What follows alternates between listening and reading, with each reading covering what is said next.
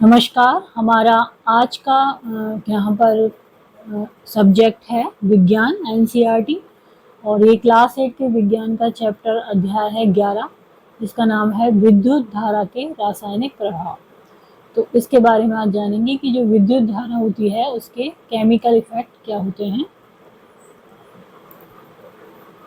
आपके अभिभावकों ने संभवतः आपको यह चेतावनी दी होगी कि गीले हाथों से किसी भी वैद्युत साधित्र को न छुएं।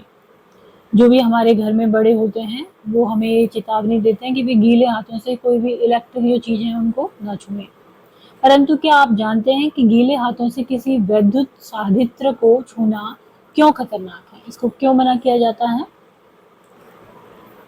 हम पहले ही सीख चुके हैं कि जो पदार्थ अपने से होकर विद्युत धारा को प्रवाहित होने देते हैं, यानी जिन पदार्थों से, जिन मटेरियल से विद्युत धारा प्रवाहित हो सकती है, वे विद्युत के सुचालक या कह सकते हैं अच्छे चालक होते हैं, मतलब कि गुड कंडक्टर होते हैं इलेक्ट्रिसिटी के। इसके विपरीत जो पदार्थ अपने से होकर विद्युत धारा को आसानी से प्रवाहित नहीं होने देते, वे विद्युत के हीन चालक यानी कि बैड कंडक्टर होते हैं, जिनसे कि जो इलेक्ट्रिक करंट है वो जा नहीं पाता, आसानी से उसमें से प्रवाहित नहीं हो पाता, तो उसको क्या कहेंगे? हीन चालक या बैड कंडक्टर। कक्षा 6 में यह जांच करने के लिए कि कोई पदार्थ अपने से विद्युत धारा को प्रवाहित होने देता है या नहीं, हमने एक समपरिक्षित्र टेस्टर बनाया था। टेस्टर जो हम वैसे भी प्लग में चेक करते हैं लगा के कि उसमें यदि वो लाइट जल रही होती है तो वो फंक्शन कर रहा है प्रॉपरली, तो ये होता है टेस्टर। क्या आपको याद है कि इसे सुनिश्चित करने में समपरिक्षित्र मतलब कि टेस्टर ने हमारी किस प्रकार सहायता की थी? हमने देखा था कि धातुएं जैसे कि तांबा, कॉपर, एल्यूमिनियम विद्युत का चालन करते हैं, मतलब इनमें से इलेक्ट्रिक करंट पास हो जाता है, जबकि कुछ पदार्थ जैसे कि रबड़, प्लास्टिक तथा लकड़ी, जो प्लास्टिक होती है, लकड़ी होती है, रबर होती है, इनसे विद्युत का चालन नहीं होता, इनमें से विद्युत प्रवाहित नहीं होती। तथापि अभी तक हमने अपने समपरिक्षित्र मतलब कि टेस्टर से केवल उन पदार्थों की जांच की थी जो ठोस अवस्था में थी, लेकिन द्रव यानी कि जो लिक्विड होता है उसके बारे में क्या है कि प्रकरण में क्या होता है, क्या द्रव भी विद्युत चालन करते हैं? आइए ज्ञात करें। पहेली तथा बूझो आपको स्मरण कराना चाहते हैं कि हमें प्रयोग करते समय कभी भी मुख्य तारों, मेंस तथा अथवा जनित्र या प्रतिपक इन्वर्टर से विद्युत आपूर्ति नहीं करनी चाहिए। यहाँ सुझाए सभी क्रियाकलापों में केवल विद्युत सेल का ही उपयोग करना चाहिए। मतलब ये यहाँ पर ये कहा जा रहा है कि यहाँ पर जो भी ये प्रयोग दिखाए जा रहे हैं, एक तो ये बच्चे खुद नहीं करें और किसी न किसी घर में जो व्यक्ति है, जो समझदार है, जानता है, बड़ा व्यक्ति, उसकी उसमें भी प्रेजेंस में भी करने से बचें। और लेकिन इन्वर्टर या जो मेन वो लाइन है उनसे तो बिल्कुल ही नहीं करें, यदि करें अभिभावकों के साथ में तो विद्युत सेल से करें, ये बताया गया है यहाँ पे। तो यहाँ बताया गया है एक समपरिक्षित्र मतलब कि टेस्टर है, ये टेस्टर है, ये सेल से कनेक्ट होके ये बल्ब जल रहा है, नहीं जल रहा है, तो मतलब ये हीन चालक हो गया और ये क्या हो गया? सुचालक हो गया। क्या द्रव विद्युत चालन करते हैं? जो लिक्विड है क्या वो विद्युत इलेक्ट्रिक करंट पास होता है उनसे? ये जानेंगे यहाँ पे। यह जांच करने के लिए द्रव अपने से होकर विद्युत धारा को प्रवाहित होने देते हैं या नहीं, हम उसी संपरिक्षित्र मतलब कि टेस्टर चित्र 11.1 का प्रयोग कर सकते हैं, जो अभी हमने टेस्टर देखा था। तथापि अब हम सेल के स्थान पर बैटरी का उपयोग करेंगे। संपरिक्षित्र का उपयोग करने से पहले हम यह परीक्षण भी करेंगे कि वह कार्य कर रहा है या नहीं, मतलब कि टेस्टर जो है वो वर्किंग कंडीशन में है या नहीं। सबसे पहले है क्रियाकलाप 11.1। संपरिक्षित्र मतलब कि टेस्टर के सिरों को क्षण भर के लिए एक दूसरे से स्पर्श कराइए, जो उनके सिरे होते हैं उनको स्पर्श कराइए। ऐसा करते ही समपरिक्षित्र का परिपथ पूरा हो जाता है और बल्ब दीप्त हो जाना चाहिए। जो टेस्टर है और जो बल्ब जल रहा है, जो अभी हमने देखा था, जैसे कि ये एक सिरा है, ये बल्ब यहाँ से सेल से जुड़ा हुआ है और ये दूसरा सिरा, इस तरह से परिपथ पूरा हो गया। तथापि यदि बल्ब दीप्त नहीं होता तो इसका अर्थ है कि संपरिक्षित्र कार्य नहीं कर रहा है। क्या आप इसके संभावित कारण बता सकते हैं? क्या यह संभव है कि तारों के संयोजन शिथिल हो, मतलब कि अच्छी तरह से तार ज्वाइंट नहीं हुए हों, या बल्ब फ्यूज हो गया हो, अथवा आपके सेल बेकार हो गए हों? जांच कीजिए कि सभी संयोजन, यानी जहां से भी उनको ज्वाइंट कर रहे हैं, वो कसे हुए हैं या नहीं। यदि संयोजन पहले से ही कसे हुए हैं तो बल्ब को बदल दीजिए, मतलब कि बल्ब खराब हो सकता है। अब फिर जांच कीजिए कि संपरिक्षित्र कार्य कर रहा है या नहीं। यदि वह अब भी कार्य नहीं कर रहा है तो सेलों को बदल दीजिए। इस प्रकार जब संपरिक्षित्र भली भांति कार्य करने लगे तो इसका उपयोग विभिन्न द्रवों का परीक्षण करने के लिए कर सकते हैं। चेतावनी: अपने संपरिक्षित्र की जांच करते समय इसके तारों के स्वतंत्र सिरों को केवल कुछ क्षणों से अधिक स्पर्श न कराएं, अथवा अन्यथा बैटरी के सेल अत्यंत शीघ्रता से समाप्त हो जाएंगे।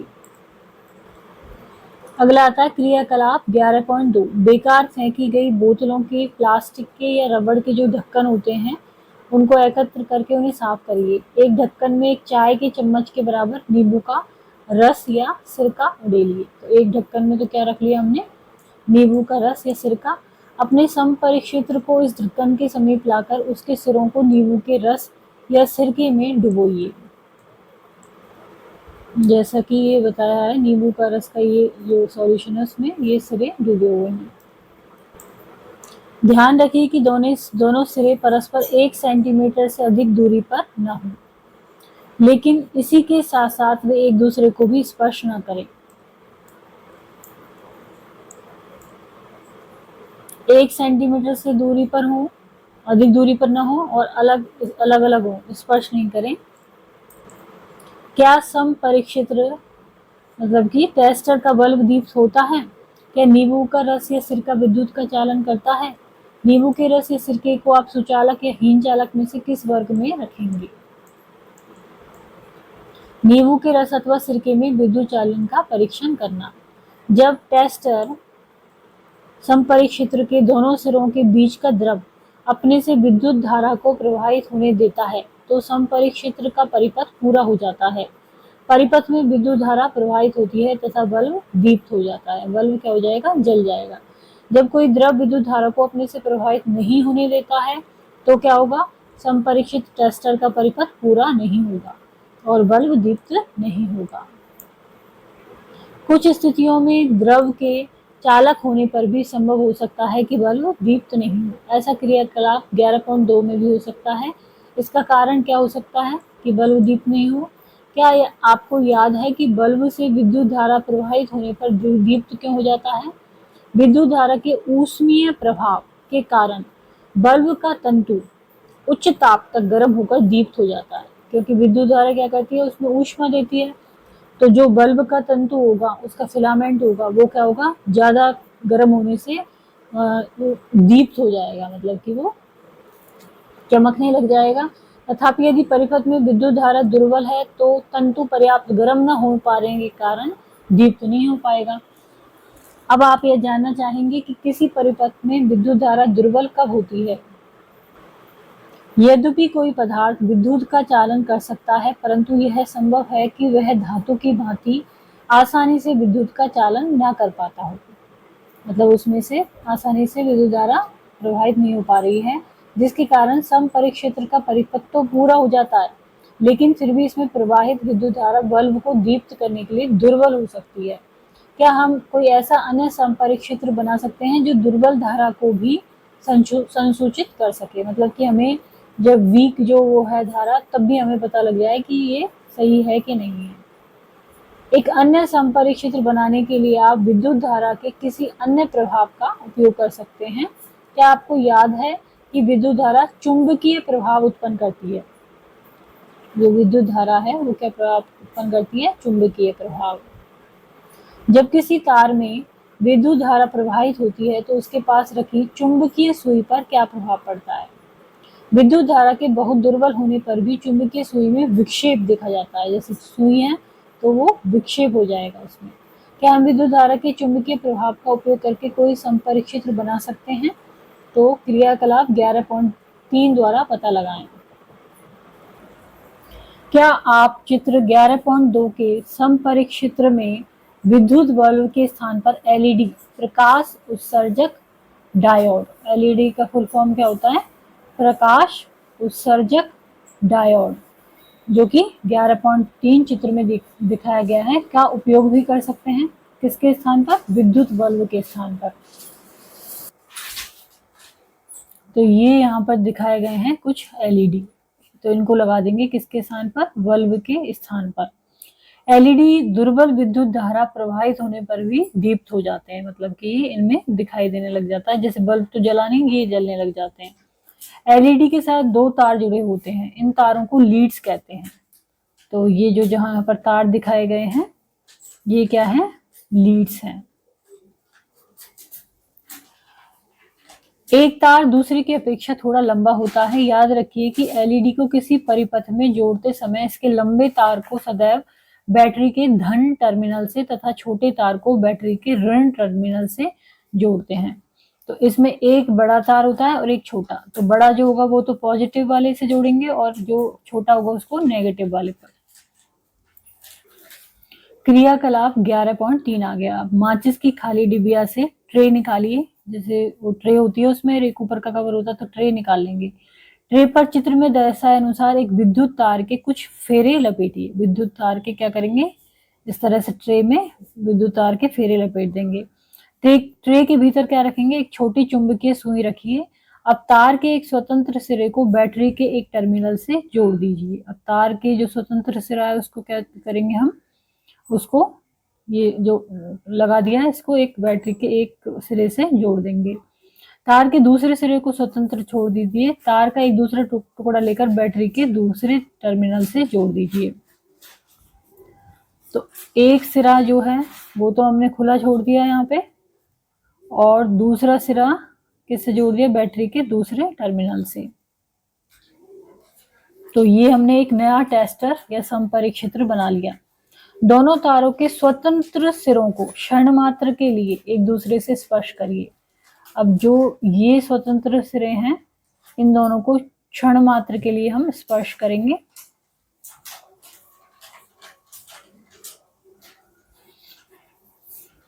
चुंबकीय सुई को तुरंत विक्षेप दिखाना चाहिए। तो इससे क्या होगा? जो चुंबकीय सुई होगी जो माचिस के अंदर है, वो उसमें क्या होगा? विक्षेप होगा। आपका तार के 2 स्वतंत्र सिरों वाला संपरिक्षित्र तैयार है। अब इस संपरिक्षित्र का उपयोग करके क्रियाकलाप 11.2 को दोहराइए।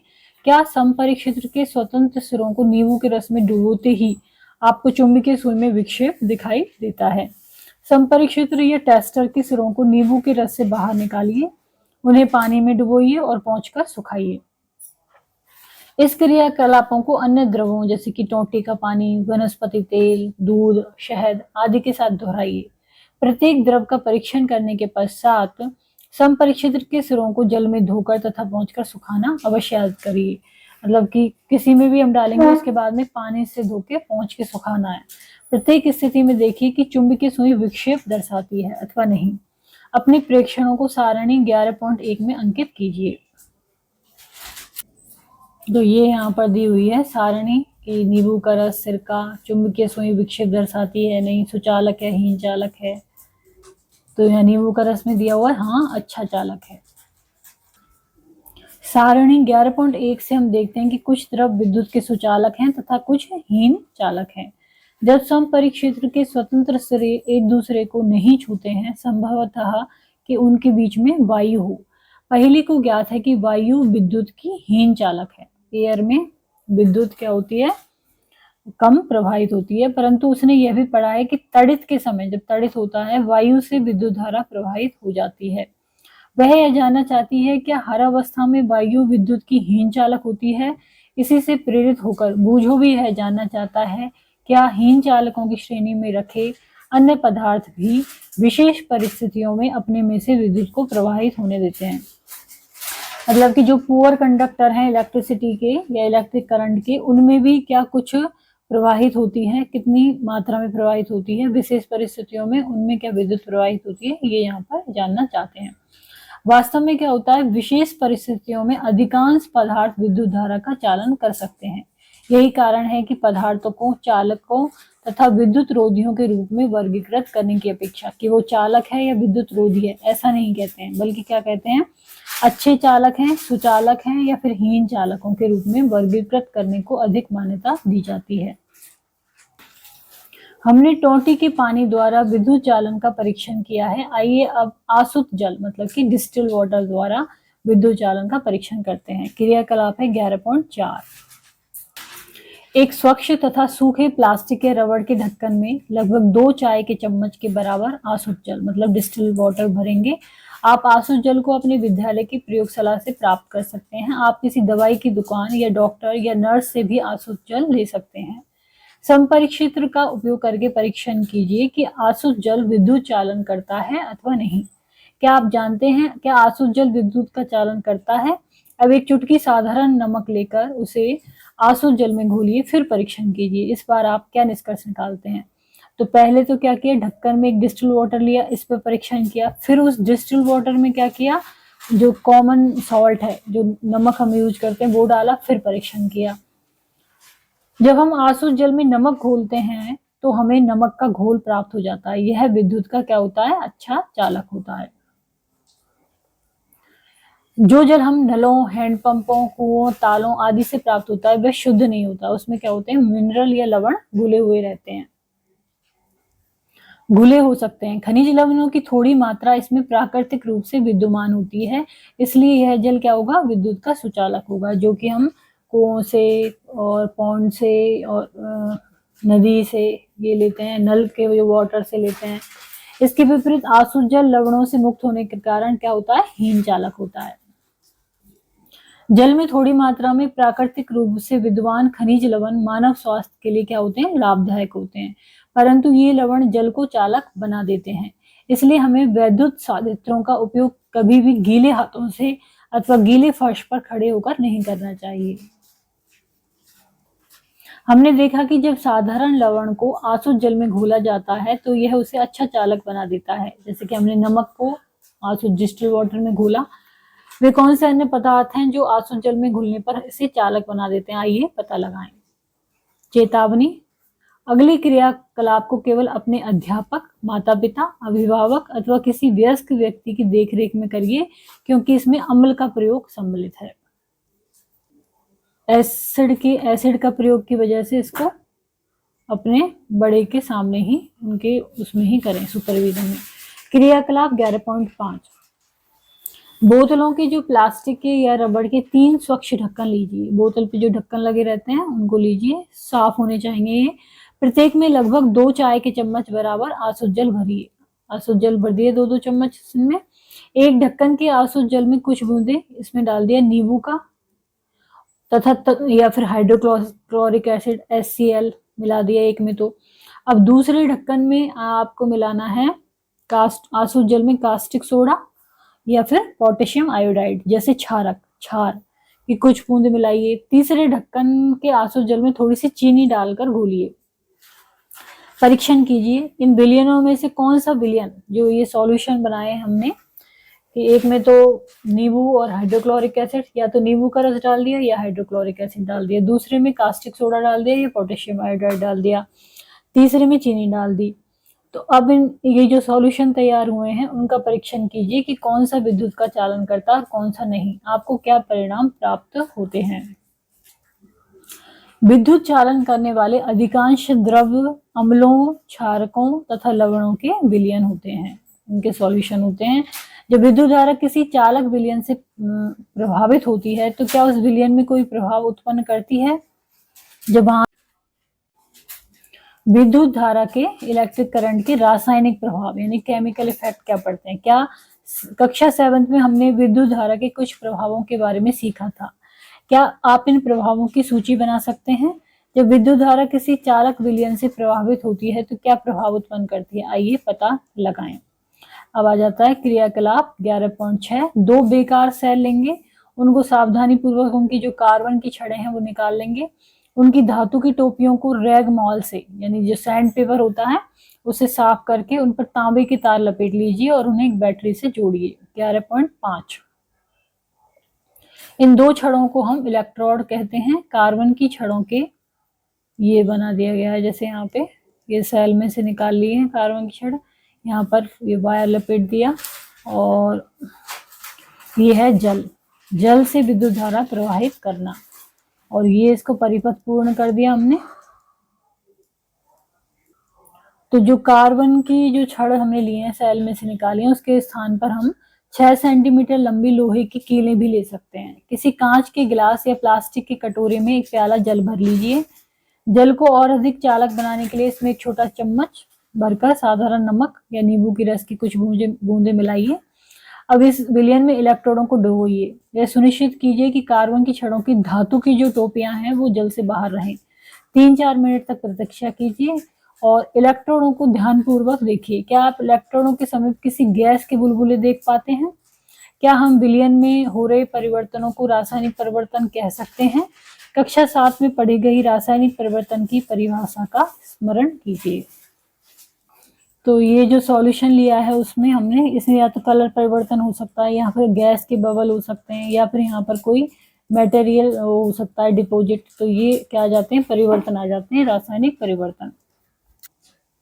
सन 1800 में एक ब्रिटिश रसायनज्ञ थे विलियम निकलसन, 1753 से 1815 इनकी जीवन है, ने यह दर्शाया कि यदि इलेक्ट्रोड जल में डूबे हों तथा उनके द्वारा विलयन से विद्युत धारा प्रवाहित की जाए तो ऑक्सीजन तथा हाइड्रोजन के बुलबुले उत्पन्न होते हैं। ऑक्सीजन के बुलबुले जो होंगे वो बैटरी के धन टर्मिनल से जुड़े इलेक्ट्रोड पर होंगे तथा हाइड्रोजन के बुलबुले कहां पर होंगे, दूसरे इलेक्ट्रोड पर। किसी चालक विलयन से विद्युत धारा प्रवाहित होने पर रासायनिक अभिक्रियाएं होती हैं। वहां पर क्या होंगी, केमिकल रिएक्शन होंगी। इसके फलस्वरूप इलेक्ट्रोडों पर गैस के बुलबुले बन सकते हैं। इलेक्ट्रोडों पर धातु के निक्षेप डिपॉजिट देखे जा सकते हैं। विलयनों के जो सॉल्यूशन है उसका कलर में परिवर्तन हो सकता है। यह रासायनिक अभिक्रिया उपयोग किए जाने वाले विलयन तथा इलेक्ट्रोडों पर निर्भर करती है कि कौन सा हम सॉल्यूशन ले रहे हैं और कौन से इलेक्ट्रोड ले रहे हैं। ये विद्युत धारा के कुछ रासायनिक प्रभाव हैं। बूझों ने यह परीक्षण करने का निश्चय किया कि क्या कुछ फल एवं वनस्पतियां भी विद्युत चालन करती हैं या नहीं। उसने एक आलू को 2 बराबर भागों में काटा तथा टेस्टर समपरिक्षेत्र के तांबे के तारों को इसमें निर्विष्ट कर दिया, इसमें डाल दिया तथा उसकी मां ने उसे बुला लिया और वह आलू में निर्विष्ट किए गए समपरिक्षेत्र के तारों को बाहर निकालना भूल गया। लगभग आधे घंटे के पश्चात जब वह वापस आया तो उसने देखा कि आलू में एक तार के चारों ओर नीला हरा सा धब्बा बन गया है। जो एक तार था उसमें नीला हरा सा धब्बा बन गया, जबकि दूसरे तार के चारों ओर ऐसा कोई धब्बा ही नहीं था। जैसे कि इसमें बताया हुआ है, ये आलू और ये हरा धब्बा बना है, इसमें आलू की चालकता का परीक्षण। उसे इस परीक्षण पर बड़ा आश्चर्य हुआ और उसने पहेली के साथ इस क्रियाकलाप को कई बार दोहराया। उन्होंने पाया कि हर बार जो धन टर्मिनल होता है उससे संयोजित तार के चारों ओर ही नीला हरा धब्बा बनता है। उन्होंने अनुभव किया कि यह खोज अत्यंत लाभप्रद है क्योंकि इसका उपयोग किसी बॉक्स में छिपी बैटरी या सेल के धन टर्मिनल की पहचान करने के लिए किया जा सकता है, क्योंकि धन टर्मिनल पे वो निशान आ जाएगा तो उससे पता लग जाएगा। उन्होंने अपनी इस खोज को बच्चों की एक पत्रिका में छपवाने का निश्चय किया। याद रखिए कि बूझों ने इस परीक्षण से प्रारंभ किया था कि आलू विद्युत का चालन करता है या नहीं करता है। उसने पाया कि विद्युत धारा आलू में एक रासायनिक प्रभाव उत्पन्न करती है। उसके लिए अत्यंत उत्तेजक खोज थी। वास्तव में विज्ञान में कभी कभी ऐसा भी होता है कि आप खोज किसी चीज की कर रहे हों और आप कुछ अन्य खोज कर लेते हैं। अनेक महत्वपूर्ण खोजें इसी प्रकार से हुई हैं। अगला है विद्युत लेपन। स्मरण कीजिए, बिल्कुल नई साइकिल का हैंडल तथा पट्टियों के रिम कितने चमकदार होते हैं। जो हैंडल होगा और जो पट्टियों के रिम होंगे वो चमकदार होंगे, तथापि यदि दुर्घटनावश उसमें खरोंच पड़ जाए तो चमकदार परत उतर जाती है और उसके नीचे की सतह इतनी चमकदार नहीं होती। आपने कुछ महिलाओं को ऐसे आभूषण पहने हुए भी देखा होगा जो देखने में सोने के प्रतीत होते हैं, तथापि लगातार उपयोग से उनकी सोने की परत उतर जाती है और नीचे की चांदी या किसी भी जो भी मेटल की बनी है वो धातु की सतह दिखाई देने लगती है। इन दोनों ही परिस्थितियों में एक धातु के ऊपर दूसरी धातु की परत चढ़ी हुई होती है। क्या आप जानते हैं कि एक धातु की सतह के ऊपर दूसरी धातु की परत किस प्रकार निक्षेपित कर दी जाती है, कैसे उस पर वो चढ़ाई जाती है?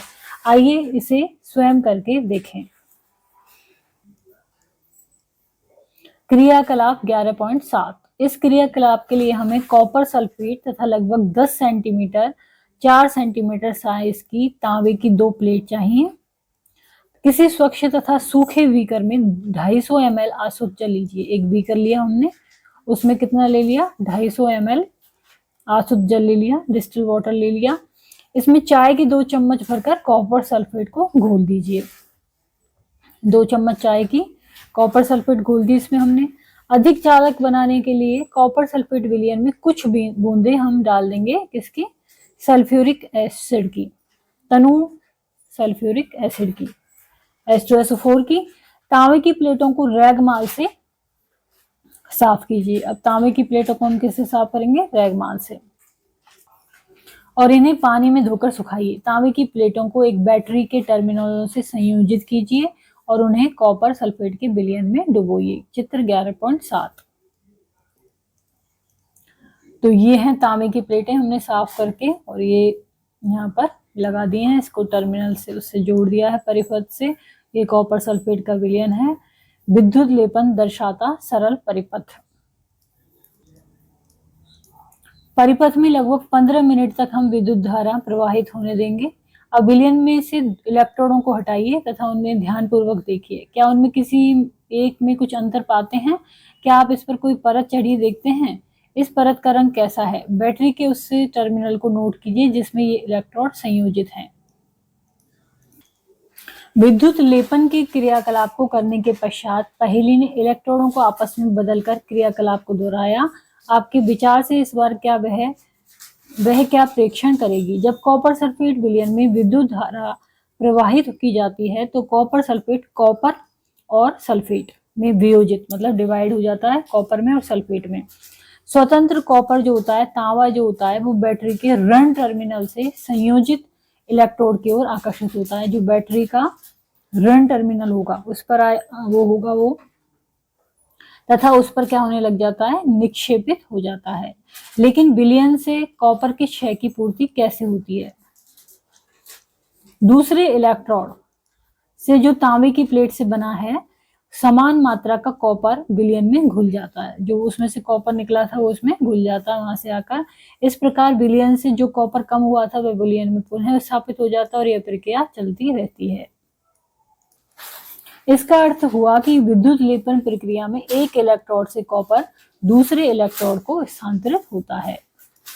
मूजो को तांबे की केवल एक प्लेट ही मिल पाई, इसलिए उसने क्रियाकलाप 11.7 को तांबे की प्लेट के स्थान पर कार्बन की छड़ को बैटरी के ऋण टर्मिनल से संयोजित करके किया। उसे कार्बन की छड़ पर तांबे की परत चढ़ाने में सफलता प्राप्त हो गई। विद्युत लेपन अत्यंत उपयोगी प्रक्रम है।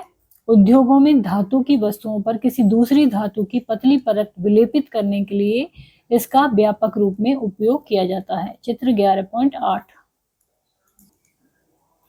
तो यहाँ पर कुछ विद्युत लेपित वस्तुएं हैं, जैसे ये साइकिल का हैंडल, यहाँ पर ये बर्तन दिखाए हुए हैं और ये मोटरसाइकिल और गाड़ी। विलेपित किए जाने वाली धातु की परत में कुछ ऐसे वांछित गुण होते हैं जो उस वस्तु की धातु में नहीं होते जिस पर निक्षेपण किया जाता है। तो जहाँ पर वो चढ़ रही है परत उसमें नहीं होता वो, तो उसमें होता है जो कि विलेपित किए जाने वाली धातु की परत में। उदाहरण के लिए अनेक वस्तुएं जैसे कार के कुछ भाग हैं, स्नान गृह की टोंटी है, गैस बर्नर है, साइकिल का हैंडल है, पहियों के रिम है आदि पर क्रोमियम का लेपन किया जाता है। किसका लेपन किया जाता है? क्रोमियम का। क्रोमियम क्या होती है? चमकदार दिखाई देता है, यह संक्षारित नहीं होता है, मतलब इसका क्षय मुश्किल से होता है। यह खरोंचों का भी प्रतिरोध करता है, तथापि क्रोमियम महंगा होता है तथा किसी पूरी वस्तु को क्रोमियम से बनाना आर्थिक दृष्टि से व्यवहारिक नहीं होता। इसलिए वस्तु को किसी सस्ती धातु से बनाया जाता है और उस पर केवल क्रोमियम की परत ही चढ़ाई जाती है, निक्षेपित कर दी जाती है। आभूषण बनाने वाली सस्ती धातुओं पर चांदी तथा सोने का विद्युत लेपन करते हैं। ये आभूषण देखने में चांदी ये सोने के प्रतीत होते हैं, लेकिन वास्तव में अपेक्षाकृत बहुत सस्ते होते हैं। खाद्य पदार्थों के भंडारण के लिए उपयोग किए जाने वाले टिन के डब्बों में लोहे के ऊपर टिन का विद्युत लेपन किया जाता है। टिन लोहे से कम क्रियाशील होता है। इस प्रकार खाद्य पदार्थ लोहे के संपर्क में नहीं आते और खराब होने से बच जाते हैं, इसलिए उनमें टिन का लेपन करते हैं, विद्युत लेपन।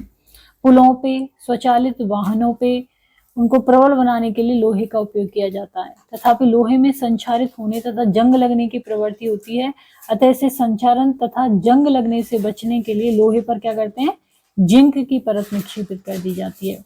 विद्युत लेपन कारखानों में उपयोग किए जा चुके विलयनों का निपटारा किया जाना भी एक मुख्य समस्या होती है, क्योंकि विद्युत लेपन तो हो गया, लेकिन जो विलयन सॉल्यूशन है उसका भी निपटारा करना है। यह एक प्रदूषणकारी अपशिष्ट होता है तथा पर्यावरण संरक्षण के लिए इस प्रकार के प्रदूषकों के निपटारे के लिए विशिष्ट दिशा निर्देश दिए गए हैं।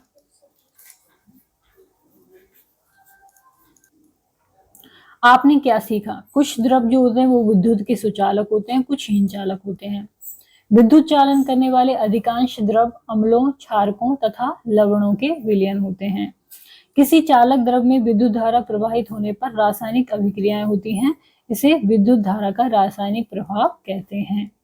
विद्युत धारा द्वारा किसी पदार्थ पर वांछित धातु की परत निक्षेपित करने की प्रक्रिया को विद्युत लेपन कहते हैं।